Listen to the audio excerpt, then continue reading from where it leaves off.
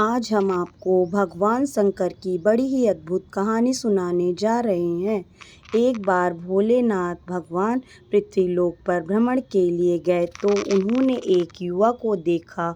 वह ईश्वर को दोष देता जा रहा था।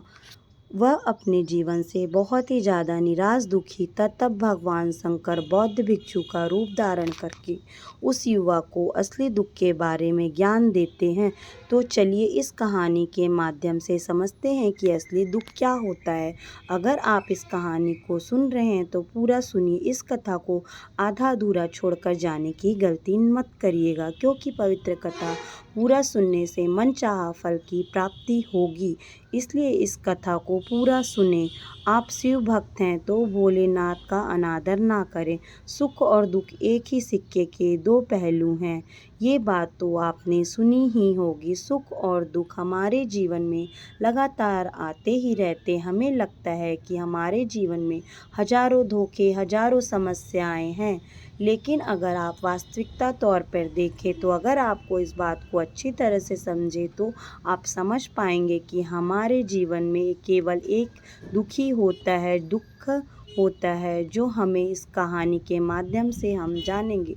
उस दुख का निवारण, दुख का समाधान क्या है, वो भी हम इस कहानी के माध्यम से जानेंगे। कहानी के अंत तक जरूर बने रहिए। एक समय की बात है, एक गांव में एक व्यक्ति रहता था। उसका नाम सोनू था। वह बड़ा ही आलसी था, अपने जीवन में बहुत निराश था, और उसका कारण यह था कि उसने अब तक अपने जीवन में कुछ भी हासिल नहीं किया था। वह कुछ भी नहीं करता था। उसके घर वाले भी इस बात से बहुत ही ज़्यादा परेशान रहते थे। वह चाहते थे कि वह बाहर निकले, कुछ अच्छा काम करे, कोई अच्छी नौकरी करे, लेकिन वह उनकी एक नहीं सुनता था। उसके घर वाले दूसरे का उदाहरण देकर उसे ताने मारते थे, उसे तरह तरह की बातें कहते थे, लेकिन उसे कोई फर्क नहीं पड़ता था। जबकि उसके सारे मित्र कामयाब हो चुके थे। कोई व्यापार कर रहा था, कोई अच्छी नौकरी कर रहा था, जिस कारण जब भी वे लोग मिलते तो वे लोग अपनी बढ़ाई बढ़ा चढ़ा कर किया करते थे, लेकिन सोनू कुछ नहीं करता था। जिस कारण जब उससे कोई पूछता कि तुम क्या कर रहे हो, तुम क्या कुछ करते क्यों नहीं, वह कहता, उससे कहने में बहुत ही शर्म महसूस होती कि वह कुछ नहीं करता। वह हमेशा सबसे केवल एक ही बात कहता रहता कि मैं कोशिश कर रहा हूँ, लेकिन मैं कोशिश तो कर रहा हूँ, कोई भी खर्च किसी को नज़र नहीं आ रहा था। देखते ही देखते समय आ चुका था कि सोनू सभी से मुंह छिपाता छिपाता फिर रहता, ताकि कोई उससे ना पूछे कि तुम क्या करते हो, जिस कारण वो किसी के सामने भी नहीं आता था। धीरे धीरे उसका मन दुखी होने लगा। अब वह बहुत ही निराश रहने लगा। उसे अब प्रतीत होते लगा कि मानो वह इस धरती पर बोझ है, जिस कारण तो वह अपने आप को बहुत ही ज़्यादा अकेला महसूस करते जा रहा था, बहुत ही ज़्यादा तन्हा महसूस कर रहा था। उसके मन में विचार उत्पन्न होने लगे कि मेरे हाथों से कुछ नहीं हो पा रहा है, मैं क्या करूं। मैं अकेले बैठकर वहीं रोता रहा और भगवान को दोष देता रहा। एक दिन छुपता छुपाता वह घर से बाहर निकल रहा था, कहीं जा रहा था। तभी उसने रास्ते में देखा कि बौद्ध भिक्षु लोगों प्रवचन दे रहे हैं। प्रवचन में दुख की बातें कर रहे हैं। सोनू कुछ देर के लिए मुंह छिपाकर वहीं पर खड़ा हो गया ताकि उसे कोई देखे, और चुपचाप वो उन भिक्षुओं की बातें सुन रहा था। बौद्ध भिक्षु सभी को प्रवचन में कह रहे थे कि दुख हमारा सबसे बड़ा साथी है। हमें दुख अपने जीवन में के बारे में समझाता है, कि हमें सही जीने का तरीका बताता है, हमारे गुरु की तरह, जिससे हमें सीखना चाहिए कि आप चाहते क्या हैं। जीवन अपने दुखों को अपना गुरु बना सकते हैं, उसने सीख सकते हैं, और फिर चाहे अपने दुखों को बैठकर रो सकते हैं, लेकिन इससे आपको कोई लाभ नहीं मिलेगा, बल्कि आप एक दिन कमज़ोर होते जाएंगे, निराश होते जाएंगे। सोनू छुप छुप कर बौद्ध भिक्षु की सारी बातें सुन रहा था।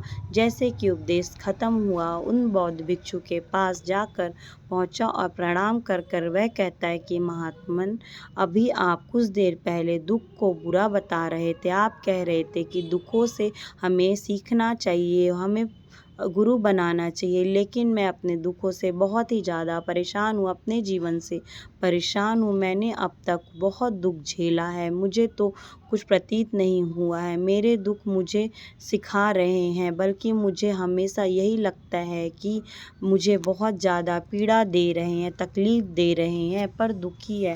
पीड़ा बहुत ही भयंकर होती है, ऐसा लगता है इसके बाद हमारा जीवन समाप्त हो जाएगा, इसके बाद हमें कुछ नहीं मिलने वाला, और यहाँ तक कि मृत्यु भी उसके सामने कम लगती है। जब लोग ताने मारते हैं, तब लोग कहते हैं कि तुम क्या कर रहे हो, तो मन में बहुत ही ज़्यादा ठेस पहुँचती है, उनसे कुछ नहीं लग कह पाता। सोनू की सारी बातें सुनकर बौद्ध भिक्षुक सोनू से कहते हैं, बेटा तुम्हें क्या दुख है, तुम दुख में के बारे में ऐसी बातें क्यों कर रहे हो। सोनू ने कहा, अपने ऊपर जब बीतती है सारे बौद्ध भिक्षुक को बता दी अपने ऊपर बीती हुई। महात्मा ने कहा, आपके पास मेरे दुख का कोई समाधान है तो यह बात मुझे बताइए। सुनकर बौद्ध भिक्षु मुस्कुराने लगे और सोनू से कहते हैं, बेटा जब तक तुम्हारे जीवन में असली धोखा तुम ना आए तब तक तुम आना तो मैं इसका समाधान बताऊंगा। उन भिक्षु की बातें सुनकर सोनू थोड़ा सा अचरज में पड़ गया। वह समझ नहीं पा रहा था कि क्या यह दुख है झेला है वह असली दुख नहीं है। उसने जो अब तक पिरोया है सही है, तो जाने सही तकलीफ़ें क्या उठाई है। असली दुख नहीं है जो मन में ही है। मन कहता है कि जब मुझे मेरे अपने ही समझ नहीं पाए तुम भिक्षु मुझे क्या समझेंगे। इतना सोचकर वह वहाँ से चला गया। सभी लोग से ताने गए। सोनू बहुत ही ज़्यादा थक चुका था, बहुत ही निराश हो चुका था, जिस कारण उसने निर्णय लिया कि वह कुछ करके दिखाएगा। उसने अपने पिताजी से थोड़ा सा रुपया उधार लिया। रुपये लेने से व्यापार शुरू किया। उसके पिता बहुत ही ज़्यादा खुश थे। कम से कम मेरा बेटा कुछ करने का प्रयास कर रहा है, लेकिन व्यापार में कोई सफलता नहीं मिली, जिस कारण वो बहुत ही ज़्यादा हताश हो चुका था। वह बहुत ही ज़्यादा निराश हो चुका था। उसे समझ में नहीं आ रहा था कि वह क्या करे। जिस तरह उसने व्यापार को आगे बढ़ाया, तभी उसके पिता ने उससे कहा, बेटा कोई बात नहीं है, इसी तरह से प्रयास करते रहो, आज नहीं तो कल सफलता अवश्य मिलेगी। सोनू ने अपने पिता की बात मानी और अपने व्यापार में कोई कड़ी मेहनत करने लगा। धीरे धीरे उसे सफलता मिलने लगी और फिर से उसने रफ्तार पकड़ ली। देखते ही देखते केवल 3 सालों के अंदर एक बड़ा सा व्यापारी बन गया। अब उसके पास धन दौलत की कोई कमी नहीं थी। लोग उसे जो नापसंद करते थे, अब वह उसे पसंद करते थे, उसकी चिंता करते थे, उसके कार्यों की सराहना करते थे। उसके माता पिता भी अपने बेटे से बहुत ही ज़्यादा खुश थे, उसकी सफलता से अत्यंत प्रसन्न थे। धीरे धीरे सोनू के मित्रों की संख्या लगातार बढ़ती जा रही थी। सोनू के कुछ मित्रों ने उसे असली सलाह दी कि उसे अपना व्यापार और तेज़ी से बढ़ाना चाहिए, उसे और चलाना चाहिए। जब तुम आज केवल इस नगर के सबसे बड़े व्यापारी हो, तो तुम्हें इस खुश होना चाहिए। तुम्हारे साथ ही सारे लोग हैं। वहीं पर सोचो, तुम जब इस राज्य में सबसे बड़े व्यापारी बन जाओगे, तब तुम्हारे यहाँ लोगों की भीड़ लग जाएगी। लोग तुमसे मिलने के लिए समय निकालेंगे। यहाँ तक कि इस राज्य के राजा भी तुमसे मिलना चाहते हैं, तुम्हारी तारीफ करेगा।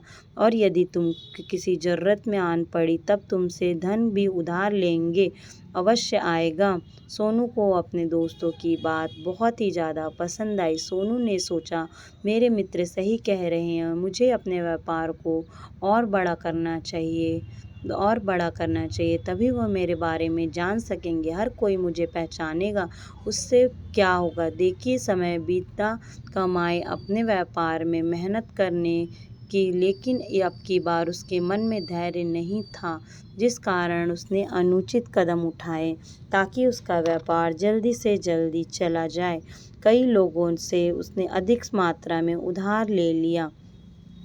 उसके ऊपर काफ़ी कर्जा था, से वह हो चुका था। इतना यहाँ तक नहीं रुका, उसने अधिक से अधिक मुनाफा कमाने के चक्कर में अपने आप को माला गुणवत्ता का ख्वाब दिखाया जिससे उसका मालामाल बात बढ़ गई और वह पहले ही हुआ करती थी, लेकिन वह अपने मित्रों की बात सुनता रहा। जैसा कि उसके मित्र कहते रहे वैसा ही करता रहा, सबसे माल उधारी लेता रहा। अपने व्यापार को और भी ज़्यादा तीव्रता से बढ़ाने के लिए उसने छोटे छोटे व्यापारियों के खिलाफ षड्यंत्र भी करना शुरू कर दिया, जिस कारण उसके मन में पहले जैसा सुकून नहीं था।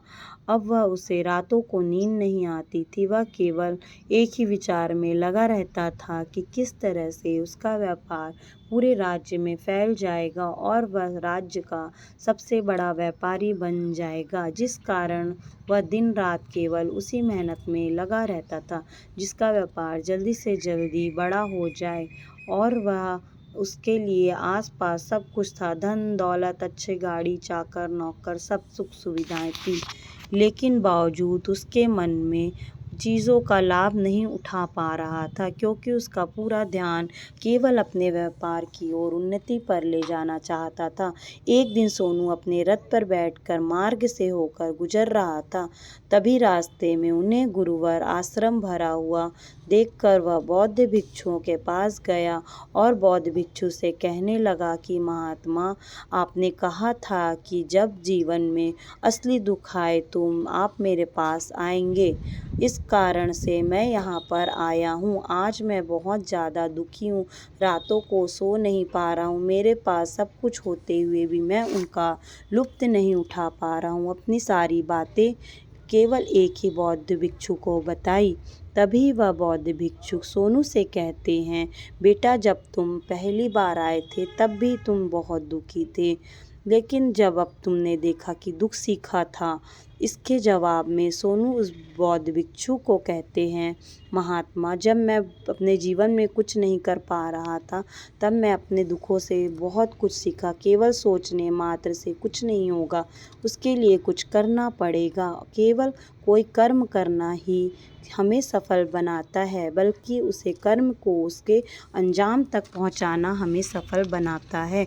फिर चाहे रास्ता कैसा भी हो, फिर चाहे परिस्थितियां कैसी ही क्यों ना हो, फिर चाहे कितनी बाधाएं ही क्यों ना हो आपके रास्ते में आए, क्यों न लगने लगे कि अब जीवन में कुछ नहीं बचा है, पर आप कुछ कर सकते हैं। ये हौसला बनाए रखें, उम्मीद ना छोड़ें और अपने कार्य पर डटे रहें, यह सोचकर जब तक कि मैं अपने कार्य को सफल नहीं कर लेता, तब तक अपने लक्ष्य तक नहीं पहुंच जाता, तब तक मैं इस कार्य को करता रहूँगा। मैं इस कार्य को अवश्य सफल होकर ही रहूँगा। जबकि बाकी लोग केवल सफल लोगों को महत्व देते हैं, उनके कर्मों को नहीं। सोनू की ये सारी बातें सुनकर वह बौद्ध भिक्षुक मुस्कुराने लगे। सोनू से कहते हैं, बेटा, जब तक तुम्हारे जीवन में असली धोखा है तब तक तुम्हें मेरे पास आना है, मैं तुम्हारी समस्या का समाधान अवश्य करूँगा। इतना कहकर बौद्ध भिक्षुक वहाँ से उठकर चले गए।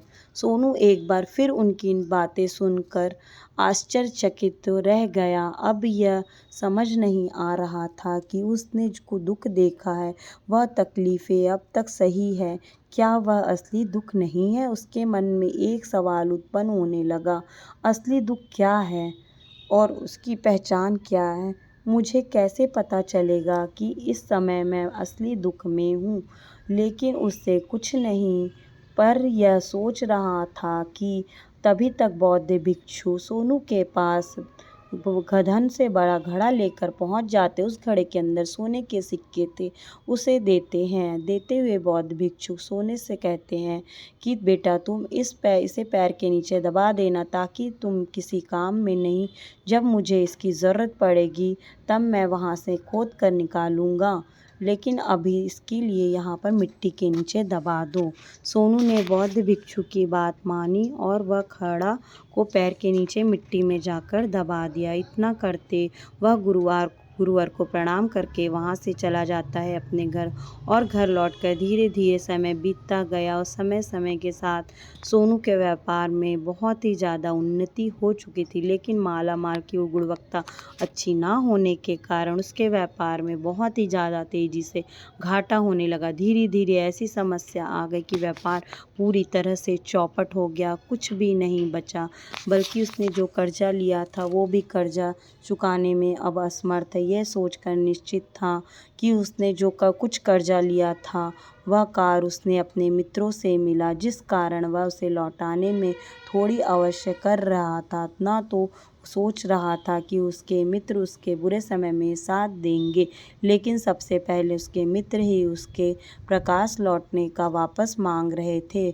और तब सोनू को एहसास हुआ कि कोई भी अपना नहीं है। उसने मित्रों से इस कार्य को लौटाने के लिए थोड़ी सी मोहलत मांगी, लेकिन कोई कर्जा लौटाने के लिए तैयार मोहलत नहीं दे रहा था, बल्कि उसे जान से मारने की धमकी देने लगे। मित्रों के मुंह से यह बात सुनकर सोनू बहुत ही ज़्यादा आश्चर्यचकित रह गया। वह जो कुछ सोच रहा था सब कुछ उल्टा पड़ गया।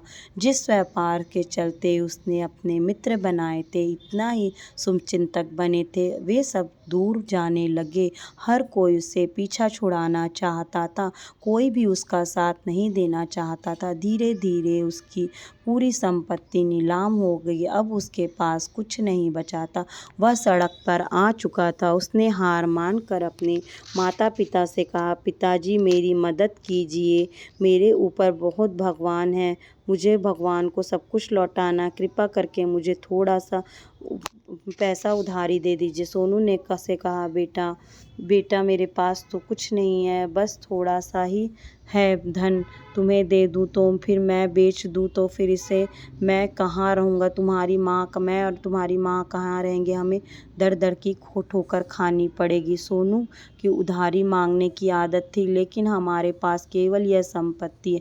सोनू का उधारी बहुत ही ज़्यादा हो चुका था, वह क्षमा मांगता। अपने माता पिता के मुख से यह सुनकर सोनू चुपचाप वहाँ से चला गया, पर मन ही मन सोच रहा था कि अब मेरे पास कुछ नहीं बचा है, जो था सब कुछ लूटा गया, अब मैं क्या करूँगा।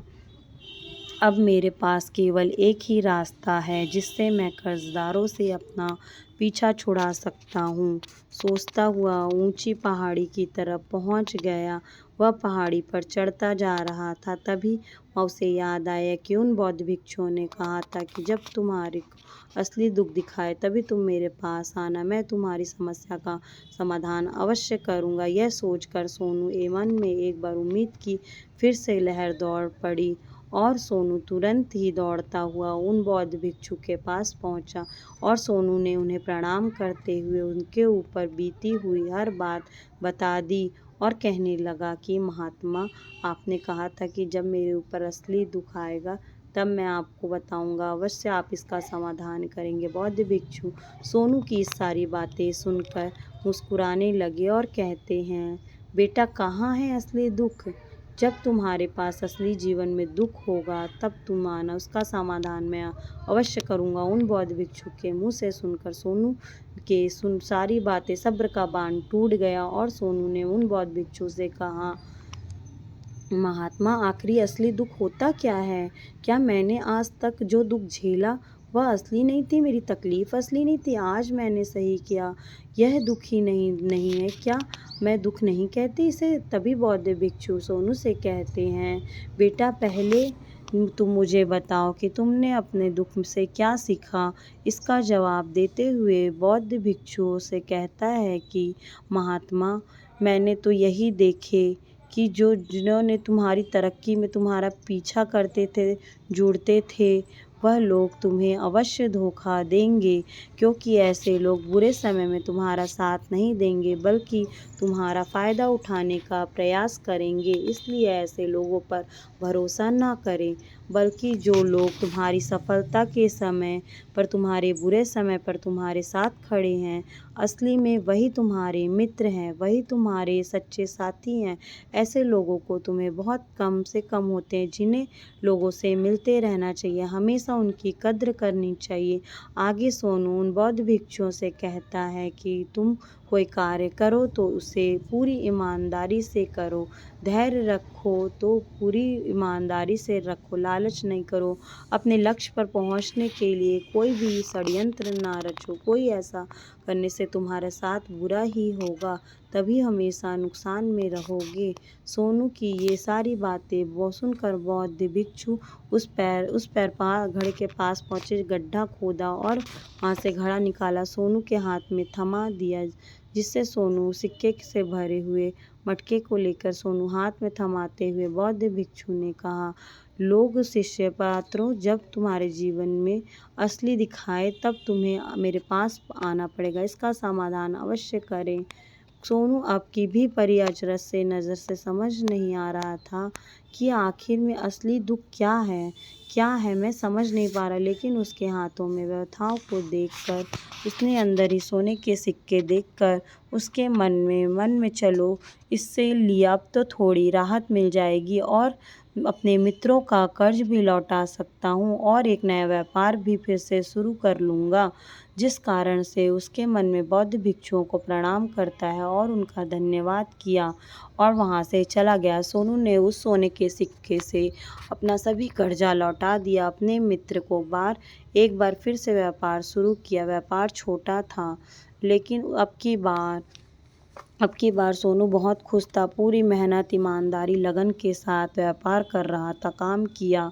देखते ही देखते एक बार फिर से एक बड़ा व्यापारी बन गया, लेकिन अब की बार वह बहुत ही ज़्यादा खुश था, क्योंकि इस बार कोई लालच नहीं की थी, नहीं किसी से षड्यंत्र रचा, बल्कि उसने पूरी ईमानदारी के साथ, मेहनत के साथ अपने व्यापार पर अपना पूरा काम हासिल करके अब वो धनी होते जा रहा था। जैसे जैसे आप अमीर बनते जाते हैं, आपके मन में एक डर उत्पन्न होने लगता है और वह अपनी दौलत को ना खो देने की, जिस कारण लोग दान देना शुरू कर देते हैं, पुण्य करना शुरू कर देते हैं, लोगों की मदद करते हैं, ताकि जीवन में कभी भी कोई दुख ना आए। लेकिन सुख और दुख एक संगम है, जिस कारण हर किसी को सुख दुख से होकर गुजरना ही पड़ता है। इसी वजह से एक बार फिर से सोनू के जीवन में दुख का तूफान आया। माता पिता दोनों की मृत्यु हो गई। पिता से वह बहुत ज़्यादा प्रेम करता था, जिस कारण मन बहुत ही ज़्यादा गहरा आघात पहुंचा।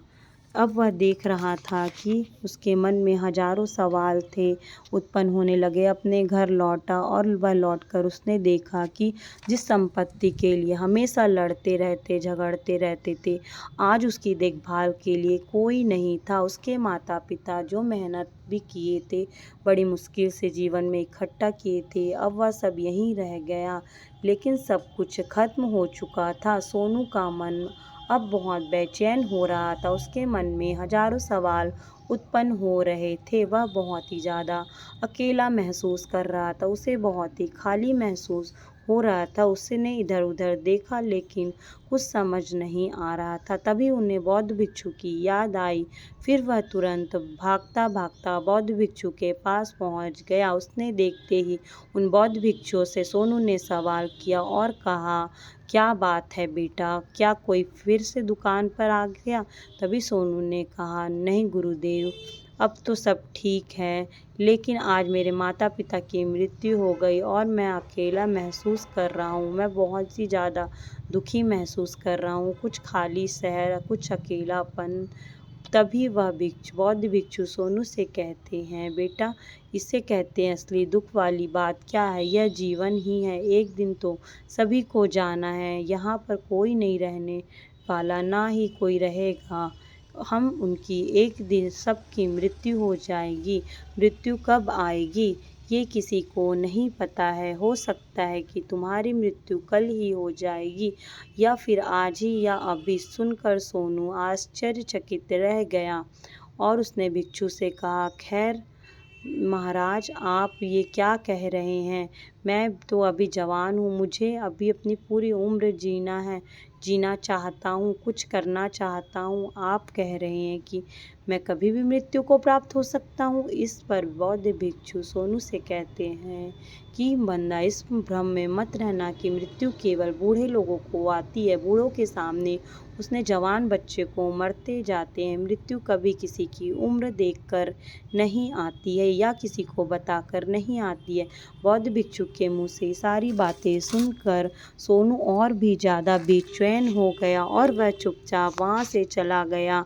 उसने मन ही मन खालीपन था। अब वो वैसे ही वह अपने में आपको बहुत ही ज़्यादा अकेला महसूस कर रहा था। उसका मन उसके व्यापार में नहीं लग रहा था, तभी उसे कोई कार्य करने का मन नहीं कर रहा था। उसके मन में ढेर सारे प्रश्न उठने लगे थे, तो वह क्या कर रहा था।